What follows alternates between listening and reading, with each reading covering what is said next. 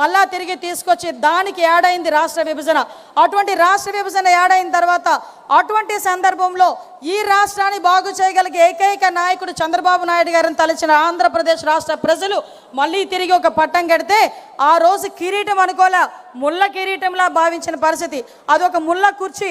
ఎందుకంటే 16,000 కోట్ల రూపాయల లోటు బడ్జెట్ ఒకవైపు అయితే, ఒకవైపు నుంచి జనాభా ఎక్కువ, ఎక్కడ వనరులు ఉన్నాయో తెలియదు, కూర్చోడానికి కుర్చీ లేదు, చెప్పుకోవడానికి రాజధాని లేదు, ఏం చేయాలో తెలియని పరిస్థితుల్లో, ఎటువైపు వెళ్ళాలో తెలియని పరిస్థితిలో ఆ దార్శనికత కలిగిన నాయకుడు తాలూకా నాయకత్వం, ఆ విజనరీ నాయకుడు తాలూకా నాయకత్వం మనకి ఆ రోజే ఒక అమరావతిని తీసుకొచ్చి పెట్టింది, ఆ రోజే ఒక పోలవరానికి తీసుకొచ్చి పెట్టింది, ఆ రోజే పోలవరం కూడా ముందుకెళ్ళిన పరిస్థితి కనిపించింది. కియా మోటార్స్ లాంటి ఎన్నో సంస్థలు వచ్చినాయి. ఐటీని కూడా ఇక్కడ కూడా డెవలప్ చేయాలని వైజాగ్ని సెంట్రిక్గా చేసుకొని ఆ రోజు ఐటీని డెవలప్ చేసిన పరిస్థితి. ఇలా చూసుకుంటే ఎన్నో సంక్షేమ కార్యక్రమాలు.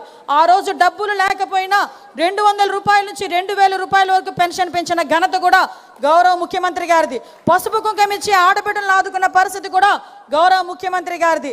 ఆ రోజు నుంచి ఈ రోజు వరకు కూడా మనం చూసుకుంటే ఎన్నో సంస్కరణలు తీసుకొచ్చారు. తర్వాత స్టార్ట్ అయిందండి అసలు బ్యాండ్ బాజా. ఏ దిష్టి తగిలిందో తెలియదు కానీ ఆంధ్రప్రదేశ్ రాష్ట్రానికి ఏదో అంటారు కదా, ఏ చెడుపు తగిలిందో తెలియదు కానీ ఆంధ్రప్రదేశ్ రాష్ట్రానికి 2019-24 నిజంగా చెప్పాలంటే ఒక డిస్ట్రాక్షన్. ఎలాంటి డిస్ట్రాక్షన్, ఎలాంటి విధ్వంసం అంటే ఇందాక చాలామంది నాయకులు చెప్పారు విధ్వంసం ఎప్పుడెప్పుడు విన్నామా అని. కానీ ఏ రోజైనా 2014లో సీఎంగా ముఖ్యమంత్రి చంద్రబాబు నాయుడు గారు సంతకం పెట్టేది పెన్షన్ల సంతకం పెట్టారు. 2024లో కూడా మొట్టమొదటి సంతకం మెగా డిఎస్సీ మీద, అదేవిధంగా ల్యాండ్ టైటిలింగ్ యాక్ట్ మీద, అదేవిధంగా మన పెన్షన్స్ మీద పెడితే ఈ మహానుభావుడు గొడ్డలిపాటి నాయకుడు ఆ రోజు ప్రమాణ స్వీకారం చేసిన తర్వాత అతను చేసిన మొట్టమొదటి పని ఏందిరా అంటే ప్రజావేదికని కూల్చడం. ఎంత సైకో కాకపోతే అదే ప్రజావేదికలో కూర్చుంటాడంట, అదే ప్రజావేదికలో ఐఏఎస్ ఆఫీసర్లతో మీటింగ్ పెడతాడంట, బయటకు వచ్చి దీన్ని కూల్చేయండి అని చెప్పాడంటే ఆ రోజు నుంచి సైకో పరిపాలన కొనసాగింది అని చెప్పడానికి అది మొట్టమొదటి ఉదాహరణగా మనం భావించవచ్చు.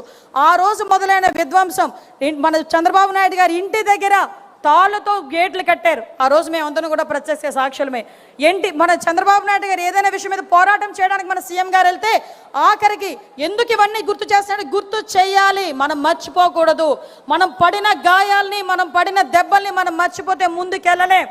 ఇది నా నాయకుడు నాకు చెప్పిన నీతి. కాబట్టి మీ అందరికీ కూడా ఈరోజు చెప్పాలనే ఉద్దేశంతోనే చెప్తున్నా. ఒక 5 నిమిషాలు టైం తీసుకొనైనా ఎందుకు చెప్తున్నానంటే ఆ రోజు కట్టిక నేల మీద ఎయిర్పోర్ట్లో ఎన్నో సందర్భాల్లో కూర్చున్న ప్రత్యక్ష సాక్షులు మేము ఇక్కడ ఉన్న వాళ్ళందరం కూడా అదే రోజు ఎన్నో అవమానాలు పడ్డారు. ఎంతోమంది నాయకులను జైల్లో పెట్టారు, ఎంతోమంది నాయకులు ఇళ్ల దగ్గరికి వెళ్ళి కూల్చేశారు. ఆ రోజు పరదాలు ఉన్నాయి, చెట్లు కొట్టే పరిస్థితులు, ప్రివెంటివ్ అరెస్టులు, హౌస్ అరెస్టులు, ఎట్టు చూసినా గగ్గోలు. అమరావతి కావాలని రోడ్డు మీదకి వస్తే ఆడబిడ్డల్ని బూటి కాళ్ళతో తన్నిన సందర్భాలు. ఇది ఏంటి తప్పు అంటే మాస్క్ అడిగిన పాపానికి సుధాకర్ని పిచ్చోడిని చేసిన సందర్భాలు. ఇది ఏంది అని అడిగితే డ్రైవర్ సుబ్రహ్మణ్యాన్ని చంపి డోర్ డెలివరీ చేసిన సందర్భాలు. వీటన్నిటి గురించి పోరాటం చేస్తున్నామంటే మాలాంటి వాళ్ళ మీద కూడా అట్రాసిటీ కేసులు పెట్టిన సందర్భాలు.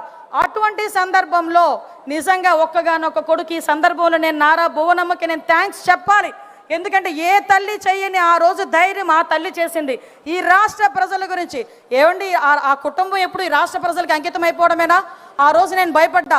అదే యువగలం పేరిట ఒక యువత తాలూకా గలాన్ని ముందుకు తీసుకొని ముందుకు నడుస్తూ ఉంటే ఎన్ని మాటలు అన్నారండి. చేతిలో మైక్ లాక్కున్నారు, నుంచున్న స్టూల్ లాక్కున్నారు, వేసిన స్టేజ్ లాక్కున్నారు, బయటకు వస్తే కరెంటు తీసేశారు, ఒక సరైన ప్రొటెక్షన్ ఇవ్వలేదు, రాళ్ళు ఇసిరేవాళ్ళు, గుడ్లు ఇసిరేవాళ్ళు. అయినా అన్నిటికీ తట్టుకున్నాడు ఆ పెద్ద మనిషి. నిజంగా పెద్ద మనిషి అనాలి, ఎందుకంటే నేను నాకన్నా చిన్నోడైనా పెద్ద మనిషి అనాలి. ఆ రోజు ఈ రాష్ట్ర భవిష్యత్తు గురించి ఆ రోజు అతనికి అధికారం కొత్త ఏం కాదు.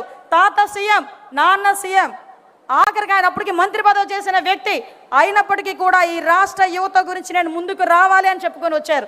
ఈ రోజు రెడ్ బుక్ అని మాట్లాడుతున్నారు. నీకులాగా గొడ్డళ్ళు చేతిలో పెట్టి కత్తులు చేతిలో పెట్టి యువకులను ముందుకు నడిపించే పార్టీ మాది కాదు. ఆ రోజు నుంచి ఈ రోజు వరకు అతని చేతిలో రాజ్యాంగం ఉంది. ఆ రాజ్యాంగాన్ని పట్టుకునే పాదయాత్ర చేశాడు. ఈ రాజ్యాంగానికి అనుగుణంగా నేను పాదయాత్ర చేస్తున్నా, ఈ రాజ్యాంగానికి అనుగుణంగా నేను పరిపాలన చేస్తామని చెప్పి ఆ రోజు ప్రజల నమ్మకాన్ని చూరగొని ఈ రోజు ఈ కుర్చీలో కూర్చున్న సందర్భాన్ని కూడా మేమందరం చెప్పాలి. ఈరోజు అటువంటి సందర్భంలో ఈరోజు మనందరం చూసాం. అధికారం ఉన్నంత వరకు ఒకలాగా ఉంటుంది, అధికారం పోయిన తర్వాత ఒకలా ఉంటుంది. మా అన్నయ్యతో అన్నయ్య అని ఎందుకన్నారంటారా? గొడ్డలపాటి. ఎందుకంటే కొంతమంది ఎట్టకారంగా కూడా అనొచ్చు. ఎందుకంటే మీరందరూ కూడా ఒకసారి మనం ఆలోచన చేసుకుంటే ఈరోజు ఒక పక్క నుంచి 2024